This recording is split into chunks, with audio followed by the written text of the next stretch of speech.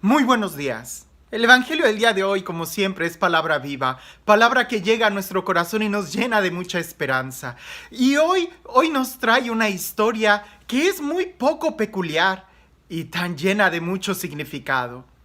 Cuando decimos que creemos, pero en realidad no creemos.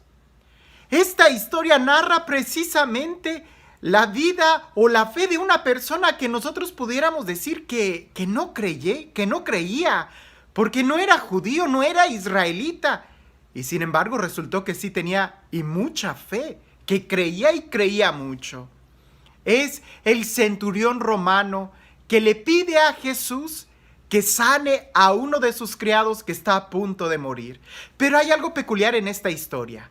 El centurión romano no aparece cara a cara con Jesús, sino que manda, pudiéramos decir, algunas comisiones, manda algunos mensajeros, por lo menos en 2 ocasiones, para darle un mensaje a Jesús. El primer grupo de personas que manda, dice el Evangelio, es que manda a algunos ancianos de los judíos. Es decir, este centurión romano sí que tenía muy buenas relaciones con los judíos porque manda a los principales, a las personas con autoridad, a aquellos que tenían respeto de la gente y los manda para que sean ellos quienes hablen con Jesús. No sabemos por qué haría eso, pero seguramente ha de haber pensado, pues vayan ustedes que están más cerquitas de Jesús, o vayan ustedes quizás por ser quienes ustedes son, lo van a convencer más fácilmente que yo. Él pudiera pensar, yo ni siquiera soy judío, yo soy romano, soy un centurión, soy del equipo contrario, pero él manda a aquellos.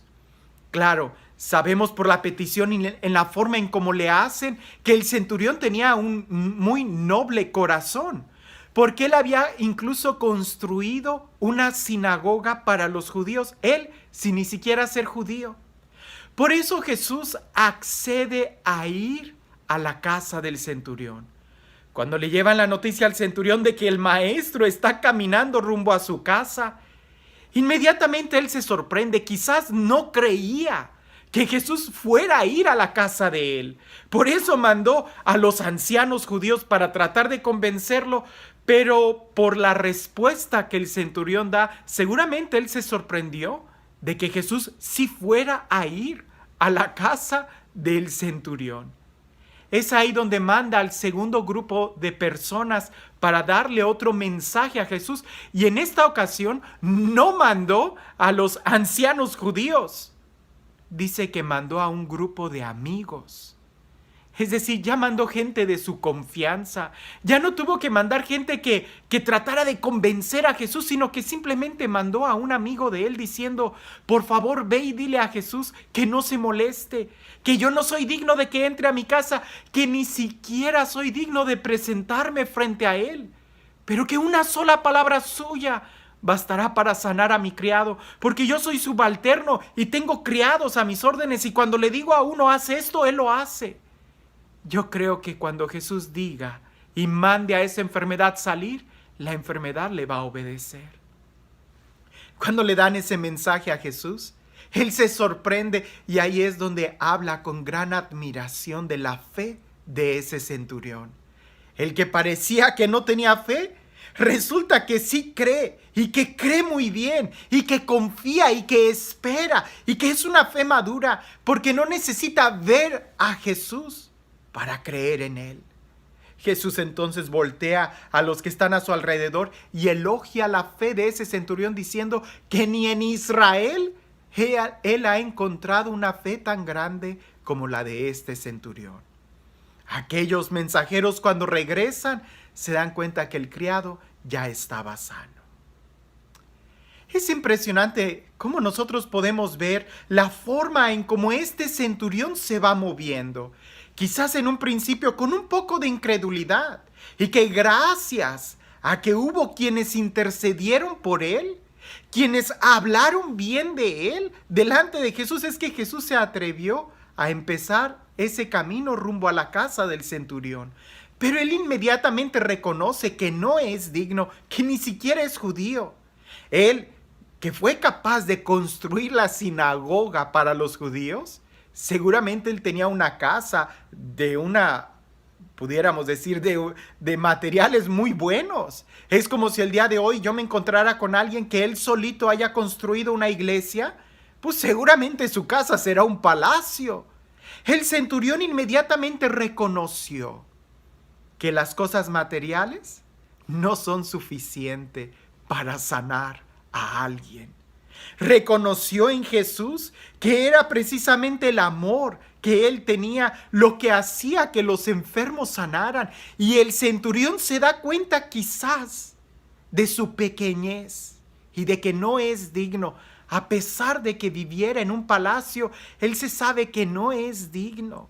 Por eso manda ya a amigos de él a que le expresen sus sentimientos y su confianza en que solamente una palabra de Jesús bastará para sanar a ese criado.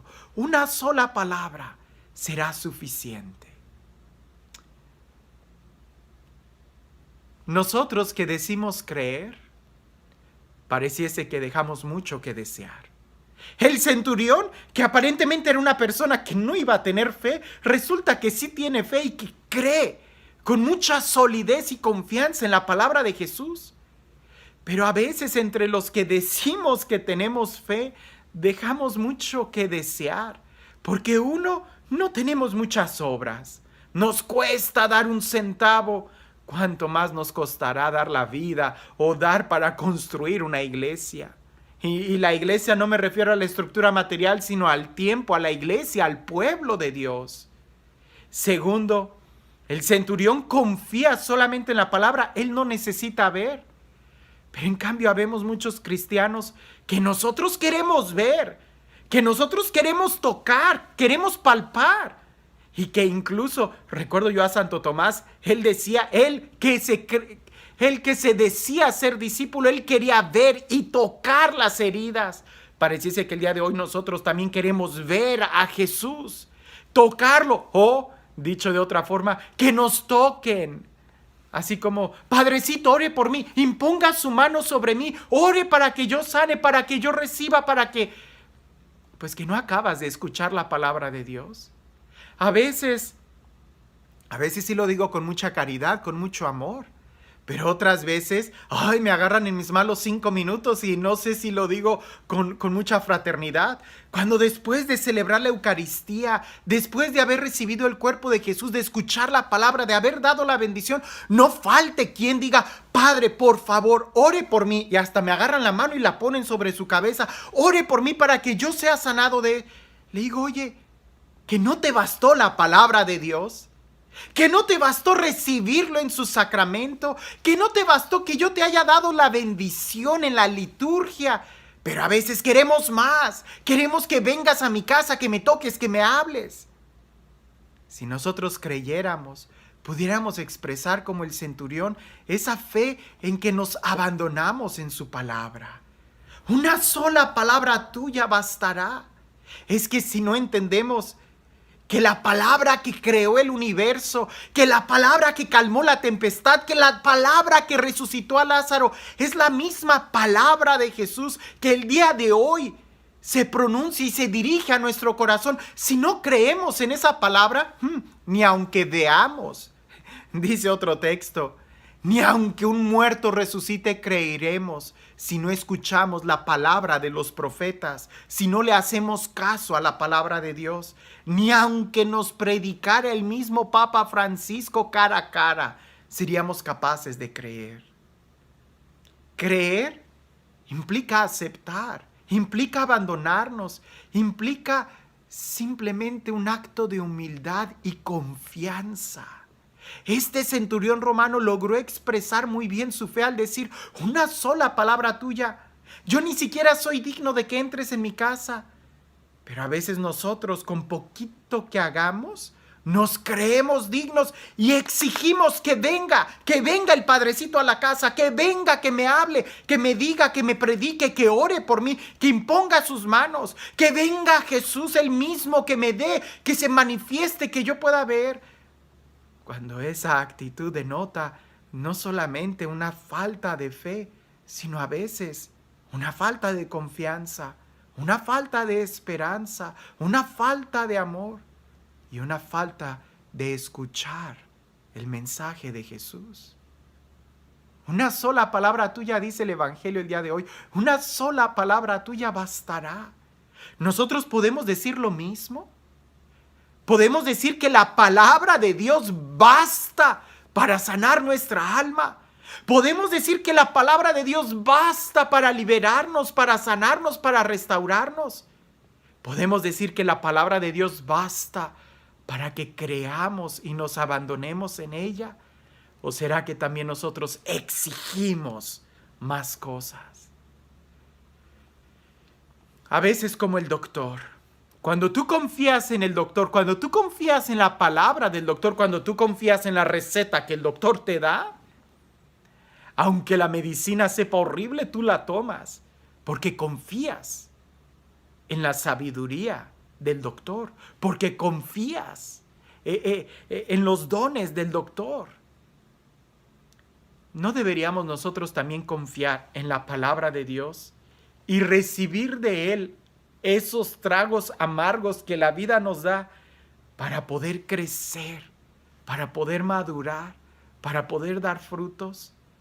Como dice en el Evangelio de San Juan, que se nos pode para que demos más fruto, que se nos limpie, nos va a doler, pero es la única forma de dar más fruto. El día de hoy creo que el mensaje es claro. Preguntarnos y cuestionarnos si nosotros también podemos decir junto con el centurión: Jesús, yo no soy digno de que entres en mi casa, pero una sola palabra tuya es suficiente. Como dijo Pedro, ¿a dónde iremos si solamente tú tienes palabras de vida eterna?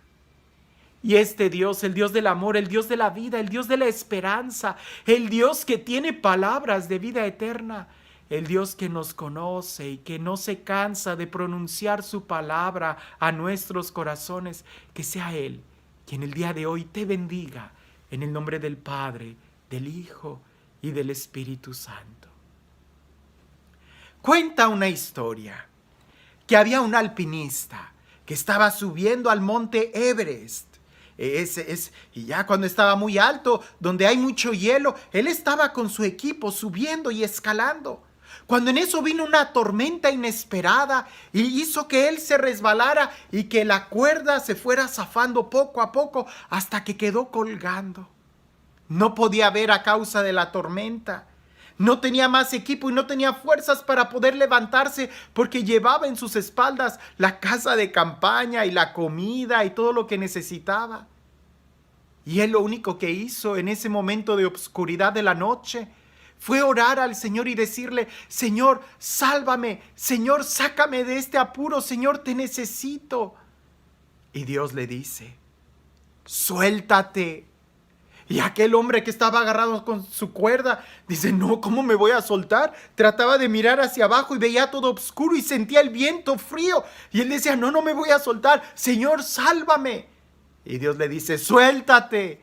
Y aquel hombre, por no confiar en la palabra, se quedó sujeto en la cuerda. Murió de hipotermia, es decir, murió congelado. Al día siguiente, cuando la tempestad se calmó, otros alpinistas que iban subiendo lo vieron solamente a 1,5 metros de distancia del suelo. Si él se hubiera soltado, hubiera caído en terreno firme y hubiera podido haber construido su casa de campaña y haberse salvado de ese viento que lo congeló, pero no confió en la palabra. Nosotros a veces no vemos con claridad en medio de la tormenta, pero al igual que el centurión deberíamos de decir: confío en tu palabra. Una sola palabra tuya, aunque no veo, soy capaz de abandonarme a tu palabra. El día de hoy, abandonémonos en la palabra de Dios, que es más segura que lo que vemos y tocamos, pues todo pasará excepto la palabra de Dios. Que tengas un excelente día.